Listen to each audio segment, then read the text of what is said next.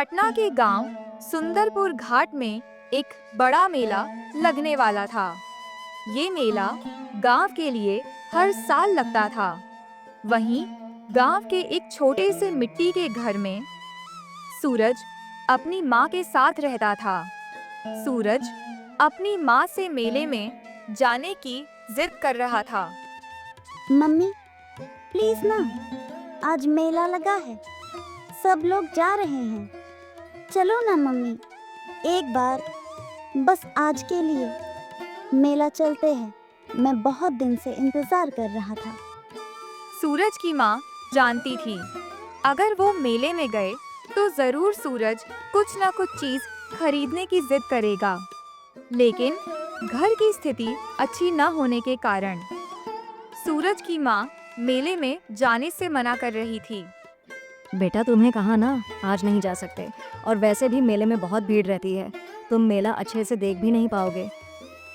मुझे नहीं पता, मुझे तो मेले में जाना ही है, और वैसे भी मैं आपके साथ रहूंगा। मुझे बस मेला देखना है।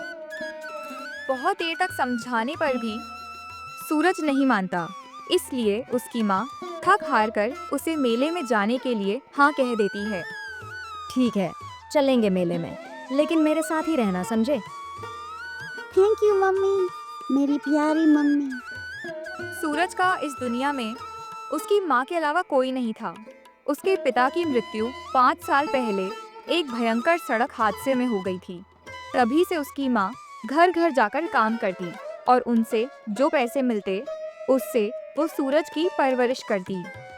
सूरज भी अपनी माँ के घर के कामों में जितना हो सके मदद कर देता था।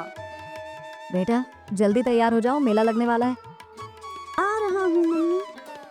माँ और बेटा दोनों मेले की तरफ जाने लगते हैं।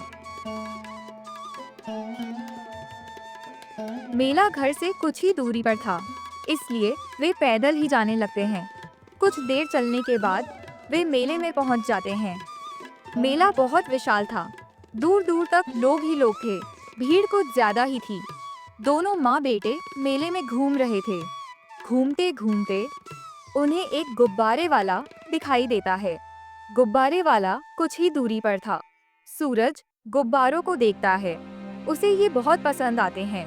सूरज फिर गुब्बारों को खरीदने की जिद करने लगता है। अरे वाह, इतने सुंदर गुब्बारे, अगर ये मेरे पास हो तो मजा आ जाएगा। मम्मी मुझे ये गुब्बारे चाहिए, प्लीज मुझे ये गुब्बारे दिला दो, प्लीज मम्मी, मेरी प्यारी मम्मी।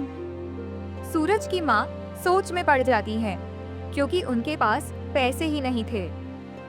अरे पिछले हफ्ते ही तो मैंने सूरज के स्कूल में पैसे जमा करा दिए थे, अब मैं इसे गुब्बारे कैसे दिलाऊं? सूरज की माँ ये सोच ही रही थी कि सूरज अचानक से अपनी मम्मी का हाथ छोड़ देता है और तेजी से गुब्बारे वाले की तरफ भागने लगता है। सूरज गुब्बारे वाले के पास जा ही रहा था, तभी एक आदमी सूरज से टकरा जाता है। सॉरी बेटा। सूरज कोई जवाब नहीं देता और फिर से गुब्बारे वाले की तरफ जाने लगता है, लेकिन इस बार गुब्बारे वाला उस जगह नहीं था जहां वो पहले खड़ा था। सूरज आसपास देखता है, लेकिन गुब्बारे वाला कहीं नहीं था। फिर सूरज निराश होकर अपनी माँ के पास जाने लगता है, पर ये क्या, उसकी माँ भी वहाँ नहीं थी।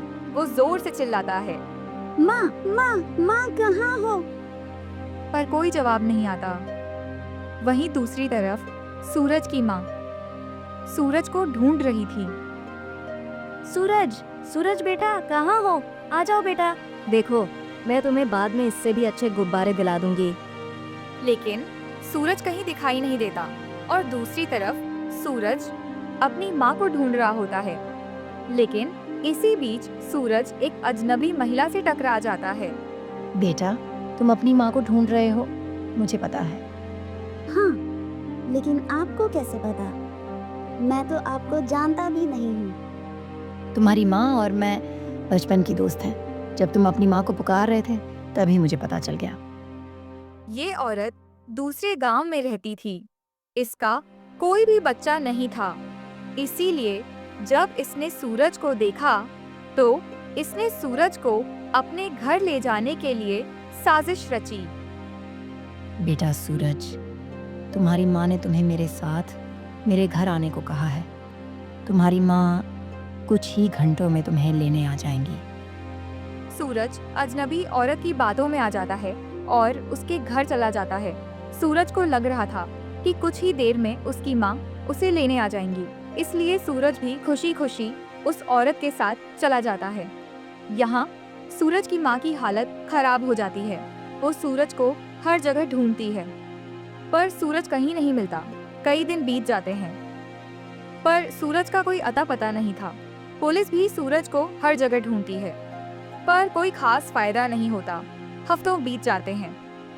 सूरज की माँ की जिंदगी में तो तूफान ही आ गया था। उनका सूरज के अलावा कोई नहीं था। सूरज की माँ हर रोज मेले वाली जगह जाती, इस आस में कि किसी दिन उनका बेटा वापस आ जाएगा, पर कोई फायदा नहीं था। दूसरी तरफ सूरज भी परेशान था। उसकी माँ उसे लेने नहीं आई थी, और आती भी कैसे? सब उस औरत की चालाकी थी। आज सुंदरपुर घाट गांव में दोबारा मेला लगने वाला था, और रोज की तरह आज भी सूरज अपनी माँ का इंतजार कर रहा था। पूरा 1 साल हो गया था।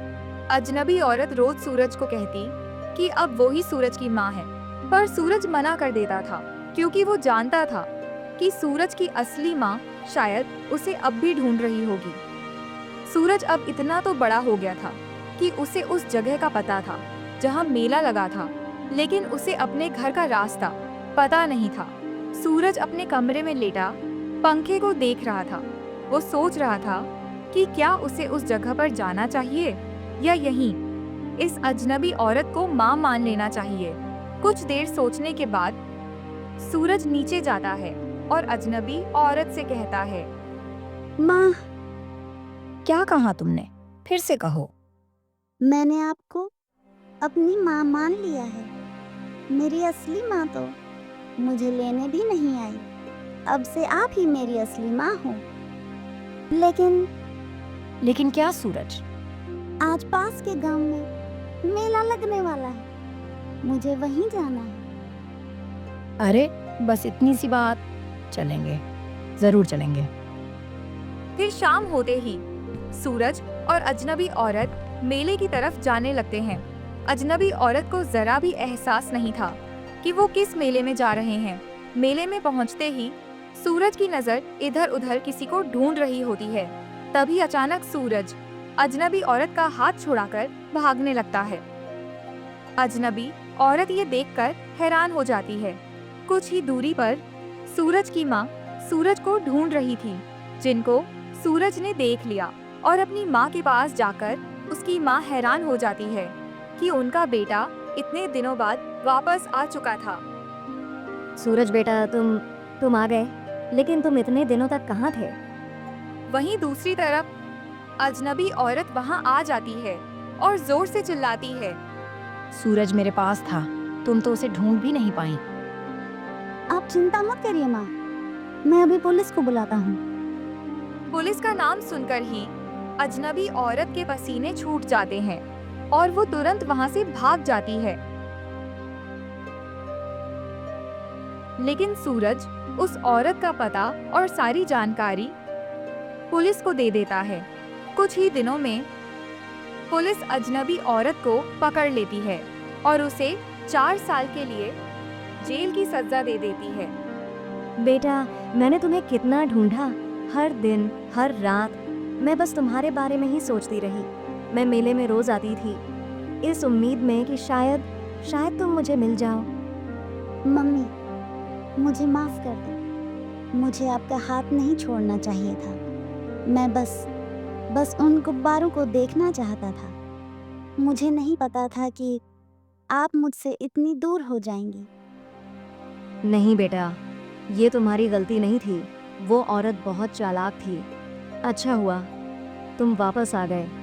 अब मैं तुम्हें कभी अपने से दूर नहीं होने दूंगी। माँ और बेटा धीरे धीरे घर की तरफ चलने लगे।